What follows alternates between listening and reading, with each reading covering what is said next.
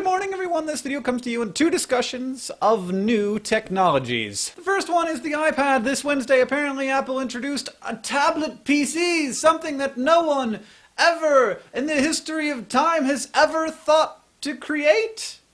Really? This is not to say that I'm not interested in it. I think it's very interesting. I do, however, think that if it takes off, it will take off in ways that we don't expect. Kind of like the way that blogs destroyed the format of newspapers, the iPod destroyed the format of albums, and movies don't work particularly well if you're watching them on your desktop computer. I think if the iPad works, it will work in ways that we don't expect and probably could not understand right now. Like, I think it's going to make a lot of sense for study guides with interactive tests and diagrams and stuff, but I don't think it's going to make sense for, like, a regular textbook. I'm an early adopter of e-readers. I've been using e-readers for about 5 years now. And so I've spent a lot of time with them, and I want to say that there are a couple of reasons why books are always going to be better than e-readers. Here's one reason. Imagine that this is an iPad. You're not gonna do this to an iPad. I also like the flippability of books, especially nonfiction, where I can be like, oh, what was that thing that I was reading last chapter? Oh, yeah, there it is. I also like this about books.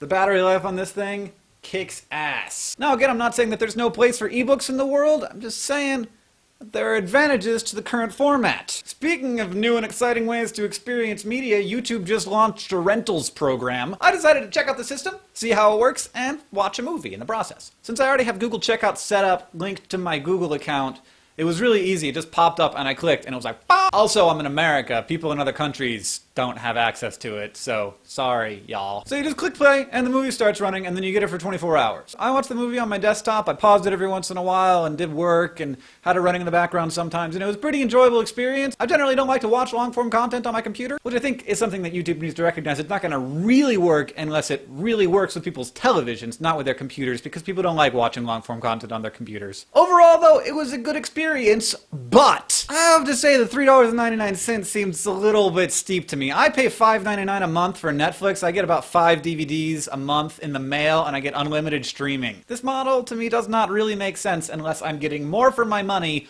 or I'm paying less. Now for a quick review of the movie that I watched, which was called The Cove. Warning, this is disturbing. First, let's review it as a movie, then ideologically. As a movie, fantastic, one of the most high-energy documentary films I've ever experienced, and I've watched lots of documentary films. I would watch it again. The pacing was great, the story was great, it painted the story in good broad strokes, there was depth, there was breadth, and the results in the end of this, like, kick-ass team's espionage is more disturbing than anything I have ever seen in my life, in real life or in film. It was definitely worth $3.99, and I really hope that the filmmakers get what they deserve, which is plenty of money to continue doing this kind of work. I would suggest it. I encourage you to go watch it if you think that you're not going to go crazy. It's $3.99. I think it's only available in North America, and it's only available until this Sunday, so now or you're going to have to get it on Netflix. As for ideology, I generally feel like we as humans are often right and we are often wrong. Very rarely do I come down on an issue and I'm like, this is the right